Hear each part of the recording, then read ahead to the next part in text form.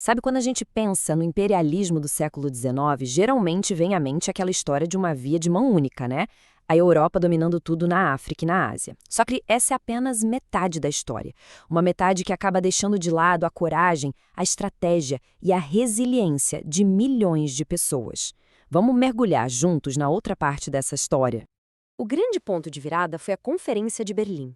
Tenta imaginar a cena, uma sala cheia de líderes europeus, a maioria nunca nem tinha pisado na África, e eles ali com réguas e canetas redesenhando o mapa de um continente inteiro.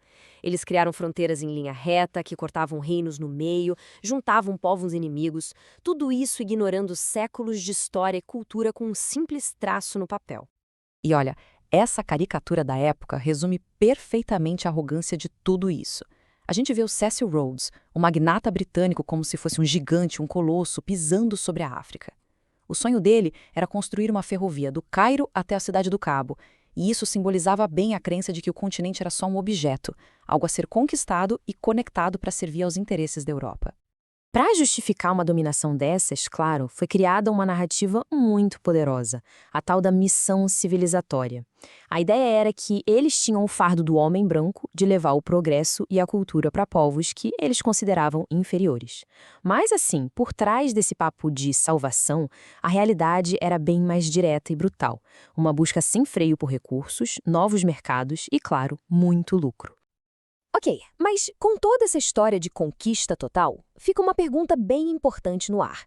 Será mesmo que os povos colonizados foram só espectadores passivos da própria história? A resposta, como a gente vai ver agora, é um sonoro não. É exatamente aqui que a gente entra na outra metade da história, aquela que muitas vezes fica de fora. A expansão imperial não foi um passeio no parque, não. Foi uma luta constante que encontrou uma resistência inteligente e muito, muito feroz em todos os cantos do mundo. E esse é o ponto que muda tudo.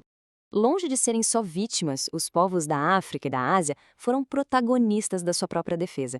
Eles agiram, eles planejaram, eles lutaram para proteger suas terras, sua autonomia, suas culturas e usaram uma variedade de estratégias que é, francamente, impressionante.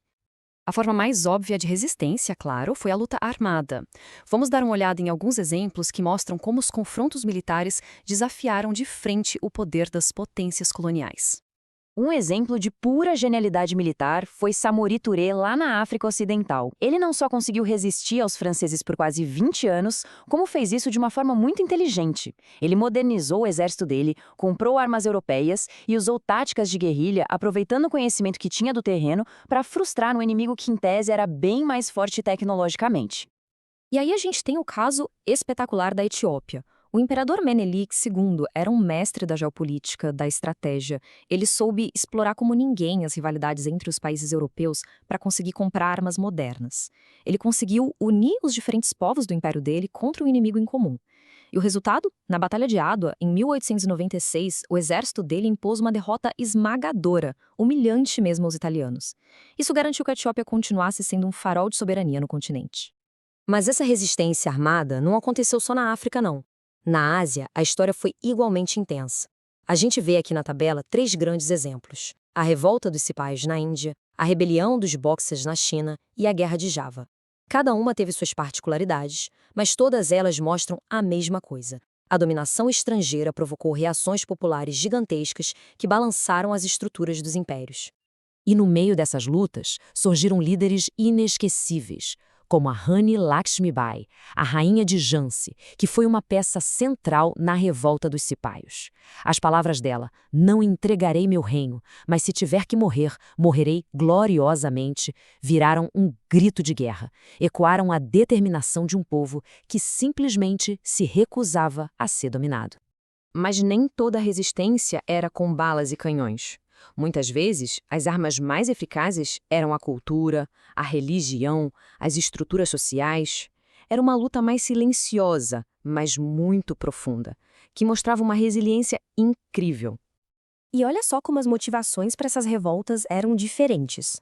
No Sudão, a revolta maudista foi movida por um fervor religioso, um chamado para purificar o Islã da influência estrangeira. Já na China, a rebelião dos Boxers foi um movimento nacionalista, totalmente focado em preservar a cultura e expulsar os estrangeiros. Duas lutas bem diferentes, com motivações diferentes, mas com o mesmo objetivo final, a soberania. A própria cultura virou um campo de batalha. Manter a língua local viva, em vez de usar a do colonizador, preservar rituais, estruturas sociais, contar histórias dos seus heróis, tudo isso era um ato de desafio. Eram formas mais sutis, mas muito poderosas, de afirmar uma identidade própria e de minar a autoridade colonial por dentro. Então, no fim das contas, qual foi o impacto de toda essa luta? Essas resistências foram em vão ou elas deixaram um legado de verdade? É isso que a gente vai ver agora, analisando como esse desafio constante ajudou a moldar o futuro. E aqui tem um ponto que é fundamental entender. Uma derrota no campo de batalha não significava um fracasso total. Cada revolta, cada ato de resistência, mesmo os que não deram certo na hora, plantou uma semente. Eles criaram uma memória de luta, heróis para serem lembrados e, principalmente, inspiraram as próximas gerações a continuar a briga pela liberdade. Dá para a gente traçar uma linha bem direta desses primeiros atos de resistência até os movimentos de independência do século XX. A revolta dos cipaios, por exemplo, criou símbolos nacionais na Índia. A vitória da Etiópia em Adwa inspirou nacionalistas em toda a África. Essas lutas formaram a base, a tradição sobre a qual líderes como Gandhi e Kenyatta construíram suas campanhas vitoriosas mais tarde. O impacto, então, foi gigantesco. Esses movimentos não só desafiaram os impérios, mas eles quebraram o mito de que os europeus eram invencíveis. Eles criaram os heróis e as histórias que formaram a identidade de novas nações. E, um ponto crucial, eles forçaram os colonizadores a gastar mais recursos, a repensar suas estratégias, o que, no fim, acabou acelerando o fim da era colonial. E, para fechar, eu queria deixar aqui a voz poderosa de Yaa Asantewaa, líder da resistência Ashanti em Gana. Quando ela viu os homens hesitando, ela declarou que as mulheres iriam lutar. As palavras dela capturam perfeitamente esse espírito que não se dobra, que definiu essa era tão longa e corajosa de desafio. Pois é, a história do imperialismo não é uma via de mão única. É um diálogo, muitas vezes violento, entre a conquista e uma resistência incansável e muito criativa. Reconhecer essa luta não é só uma questão de corrigir a história. É entender que o mundo onde a gente vive hoje foi moldado tanto pela ambição dos impérios quanto pela coragem de quem se recusou a se curvar.